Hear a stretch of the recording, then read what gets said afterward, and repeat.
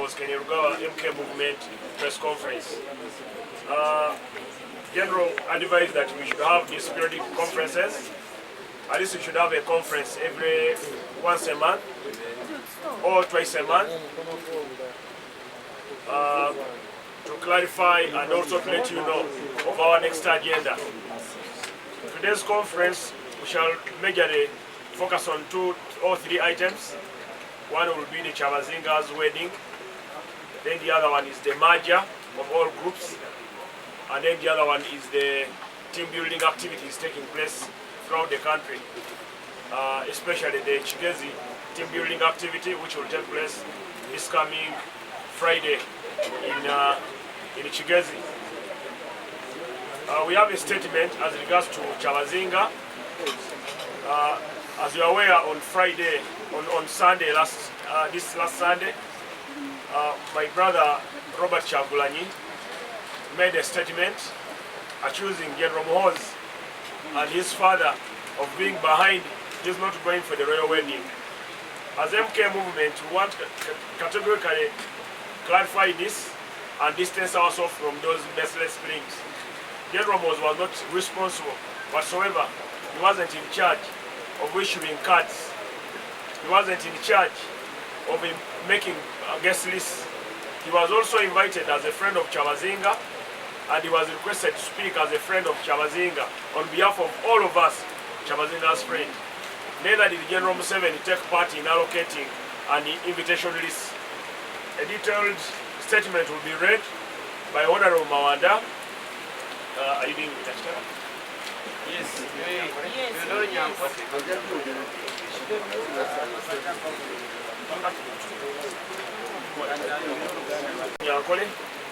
We shall do one-on-one interview. Yes. Okay. But you can address the English. So I would like to ask Honorable Mawanda to read for you our statement. Then we shall supplement on the statement.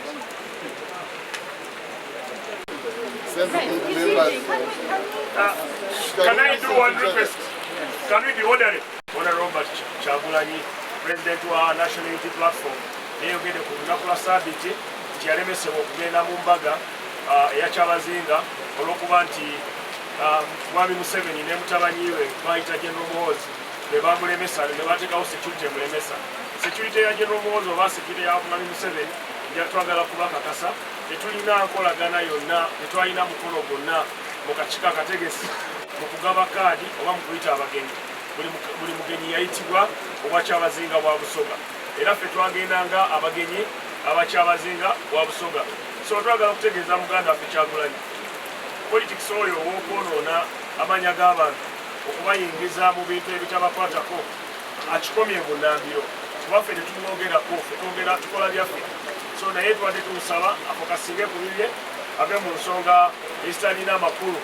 Ate nekira tumusaba Mwami Kyagulanyi ne ttiimu ye alekeraawo okusponsoringa ba proxy. Omanyi alina mu Hezbollah mu ttiimu ye obuvayo ne buvuma abantu ne boogera ku TikTok ku kinga bavuma abakulembeze. Agamba abamuwagira bonna bamukkiririzaamu balekeraawo okuvuma Chavazinga oba abakulembeze ab'ensikirano. Abakulembeze ab'ensikirano bantu bakulu nnyo nnyo nnyo, bayinza okuba batono oba nga bampi oba nga bawanvu, naye bantu bakulu nnyo ate gwe musingi gwaffe nga famire zaffe ez'enjawulo. Abakulembeze oba omukama wa Bunyoro oba omukama wa Tooro, Chavazinga wa Busoga, owa Japadola, owa Choli, owa Lango, ebitundu byonna byonna ebya Uganda kyaddayo kirungi ne tubawa ekitiibwa ne tubajja mu chief politics. N'ekirala MK Movement esabye Mwami Kyagulanyi yeebuuze lwaki teyagenda, kubanga tewaliwo road block. Ebuuza ani atalina kaadi, ne bwe tebamuwa kaadi alisi yandize kuba mu gurupu Molobe nalaba abatalina kaadi bayingira. Naye tewabanga kituufu bamuyita, si musango gwaffe. Omulimu ogwakolebwa ekitongole kya UPDF gwali gumu, okulaba nti embaga ebeerawo bulungi, okulaba nti embaga tewabeerawo abagituteganya. So tetwalina mulimu gwonna, era tutwala okwebaza okusinga okw'enjawulo eri omukulembeze w'eggwanga ali Commander in Chief olwa ekisooka okuteekamu ssente mu mbaga ya Chavazinga, ekyokubiri okumeka sure nti ebitongole ebikuumaddembe biteekawo security emala. So tukwebaza nnyo President okutuwa security eyo ate ffe ng'aba MK movement twesibiridde kutunda muntu waffe na biki bye tugenda okukolera eggwanga. Tukiririzibwa mu bunnansi nationalism, tukiririzibwa mu patriotism mwoyo gwa ggwanga, ate tukiririzibwa mu movementism, mu movement eyo yakolebwa omukulembeze w'eggwanga General Museveni. So tukubiriza banaffe aba National Unity Platform tugezeeko okukumakuma ekintu kyammwe kiyise, kubanga we politics w'okuvuma tetulina budde bwayo era tetujja kuvuma. Tubasaba mubeere balungi, mukkiriziganye n'abo ababavuganya, muleme kubavuma, ate muwe abakulembeze ab'ensikirano ekitiibwa. Era nja kusaba Mwami Kyagulanyi Robert ne ttiimu ye yonna mwetondere olwa Kyabazinga wa Busoga olw'abawagizi bamwe ebigambo ebibi bye bazze boogera, kubanga embaga eno ebeerawo mukole omwasuka okugenda ku mbaga. Tusiima nnyo Kyabazinga, Kyabazinga afunfuge kubanga alayi ise bantu wa Busoga. MK Army, MK Avenger, Revolutionary Guard, team chairman, team Chibuka. There were so many teams under MK movement. So with the guidance of our chairman, he decided to have one united force, and that is what we call MK movement. And our chairman is General Moses Kainerugaba. So this is a message to all our fans, all our supporters, countrywide. Do not be asked for registration fee. People are moving around in your villages collecting money that they are giving you membership cards for MK movement. MK movement has no member card. MK movement has people's heart. So our members are at heart. You only identify yourself as MK movement supporter by heart. So please desist from giving away money or let nobody ask money from you for MK movement activity or for anything in the up country. Then recently the general advised that all activities relating to barazas be put to the stop, so that we focus on one by one basis as on when he can able attend. However, he cleared 2 activities, one this weekend in Kanungu, and the next one will be the last one will be in Fort Portal, that is Western Uganda. After those activities, all the other activities that are coming up, he will lead the way and he will attend by himself, and he wants to make them bigger and better, just like Isokawale, Soroti, and all the other activities we have attended. Then the other thing I needed you to know is we don't have any team anymore. All these teams were integrated into one MK movement. Finally, mu bantu baife ab'e Busoga nendatwala mukisa guno okulwa MK movement okuyozaayoza Kyabazinga wa Busoga, Kyabazinga William Wilberforce na Diope owokuna okutuuka ku mbaga enungi gye yategeka ni maama wa Busoga ine bantu Royal Highness Mutesi. Abantu ba Busoga mwebalina okutwaniriza omukolo twagwidyeku era twayidye nga batuwaire kaadi. Tuli bangi aye batwaireyo kaadi nga 5 oba 10, twaweza na kaadi 10.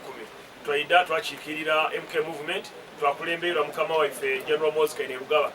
Omukolo gwabeere mulungi, twasiimye ino engeri gye mwatwaniriza mu Abasoga, ate tuendeza Kyabazinga ine bantu ebirungi byereere. Aye twenda kuyiramu ebintu ebyeyogerwa muganda waife Robert Kyagulanyi ayakobye nti MK ni baba we Muzeeyi Museveni bamulemeseiza okwida ku mukolo nti ayinza kyendidi ayinza okuba nga tiyafuna na kaadi nga bamusuubiza abajaamu abangi be basuubiza balo bafuna. So nano eremu amagezi yandigire yakuba ekigi yayingira nga abantu be bayingire abazira kaadi. So tusaba tusoniwe era atwesoniwe ife tusobola mulumba kubanze mutwalanga muganda wange Honorable Kyagulanyi. So nabo bayine bakola nabo bakobe abawagizi be babawagira bave mu TikTok okudyolonga n'okubisaamu amaiso Kyabazinga, balekerawo okozesa Facebook, TikTok, Twitter nga bavuma isaife. Nenda bakitegeere nti bano abakulembeze b'ensikirano tibaabulu tiba box aye baaliwo lwa kisa kya Katonda. So tubawe ekitiibwa oba mukama wa Bunyoro oba mukama wa Busoga oba mukama wa Toro oba mukama wa Buganda, betagisa tubawe ekitiibwa ekimala. So abantu baife mwena abali edinda kasitama ategeere bano kye bali benda kudolonga bwa Kyabazinga bwa Busoga. Aye ife tuli walala nimwe ate twala omukisa guno okuyozaayoza Kyabazinga ku lwa General Moses Kainerugaba movement. Ife aba MK movement twemerera ku bintu bina. Tuli ba nationalist, tukiriza mu igwanga lyaife lya Uganda. Ate tuli ba patriotic, tuli ba mwoyo gw'eggwanga. ate tuli ba movementist tukiriza mu system yakolebwa baba waife Yoweri Museveni tugoberera ebintu ebyo ate tulenda promotinga ni East Africa integration otunamala ebyo ebisigaire byakulwanisa bwavu na kulwanisa abatabeye ebikado wansi n'abalemesa abasoka okuvuba kunanda y'obwerere so nebyo tujja okufokasingako tutuyida kuba nabwire bwiramu batuvuma tutuyida abavuma baganda baife ate tukubiriza abawagizi ba MK movement wona gye muli mutalwana n'abantu batatuwagira boogere nabo bulungi kino I think I will have to even tell you this in English. For those of you who support MK movement, please do not fight or abuse those who don't support us. Rather, we talk to them and we win their hearts to MK movement. We believe in nationalism, patriotism, and movementism. And the fourth thing we believe in is Pan-Africanism and East Africa integration.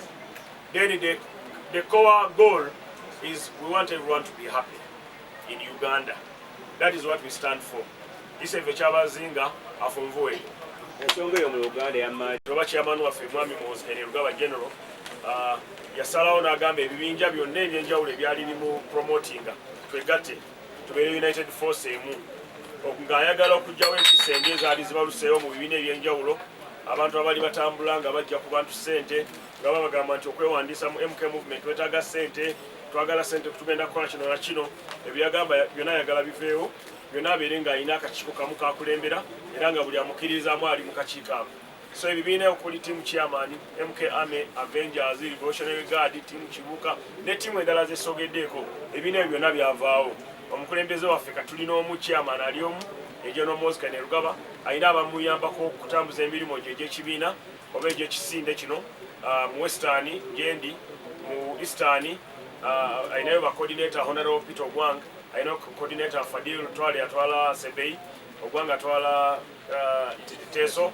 tulina mu Buganda tulina mwami Frank Gashumba amyuka Ssentebe tulina mwami Haruna Kasola atwala Gweta Masaka tulina mu Western mwami Shadrack Kanzeire nga coordinator wankole ebitundu ebyo byatanalonderamu ajja kubironderamu tulinayo abakyala ab'ekikulembeze ky'abakyala tulinayo owa Toro Mukidi Judith then tulinayo n'owa Buganda mukyala Sara Kiyimba ow'Emaso RDC w'Erakai so ebitundu ebirala byonna bijja kubeerawo so yatusaba tukolere wamu ate tubategeeza mwena temugabira muntu yenna ssente kyalina kyagenda okukola enkola gye tubadde tukola ey'okukola activation zino zitubadde tukola mu bitundu by'eggwanga byonna yabiyimiriza n'agamba tumaliriza Kanungu Kigezi tukole Tooro soke tuwumulemu nyena afulumye road map engeri gye tugenda otambuzaamu emirimu gy'ekisinde kyaffe nga naye asobola okutwegattako ng'abantu tebanyigiriziddwa kubasabiriza oba kubasaba ssente nti bayambako omulimu oba omukolo gw'omutabanyi wa president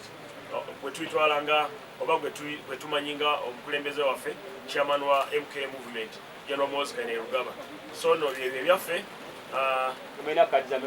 tetulina kadi za membership tetulina registering abamemba ne tuguddewo office tujja kugibategeeza mu bitundu ebitali byewala ate tujja kubayita tugigulawo ffenna naye tujja kuyita bamawulire bokka abatali bamawulire temujjanga polo tusimba emiti tugenda kuyonja tugenda kuzanya tugenda kukwata amawanga gaffe abanyankole abanyoro abatooro abakiga twesolooza wamu ne tukola emizanyo egitugatta omupiira amazina okufumba emmere n'ebintu ebyenjawulo tugiyita team building activity so tutandikira tumaliriza eyokusatu ejja kuba Kanungu twatandikira Bunyoro netugenda Nkole wiki bbiri emabega twali Buziweera katujja kubeera Kanungu wiki eno then mu luvannyuma lwa wiki bbiri nga mukaaga munaana tujja kubeera mu bitundu bya Kyegeegwa ne Fort Portal tubaaniriza mwe mwenna abawagizi baffe naye twagala kwebaza bannamawulire abafudde ono omwami ono next president ensonga kikulu bazibye ebaana zaffe tebamanyi mugaso gwazo naye tubasonyiwe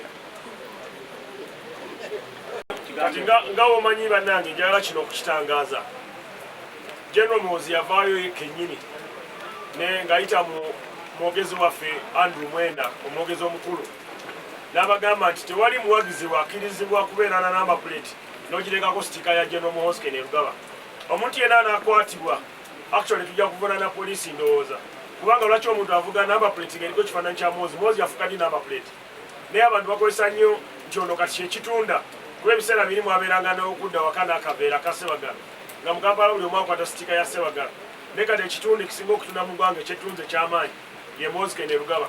So tujja kulaba nti tugezaako nnyo n'amaanyi n'okusobola kwonna okw'amaanyi okulaba nti abantu abo bonna bakozesa sitika zaffe bali bakikomya bunnambiro.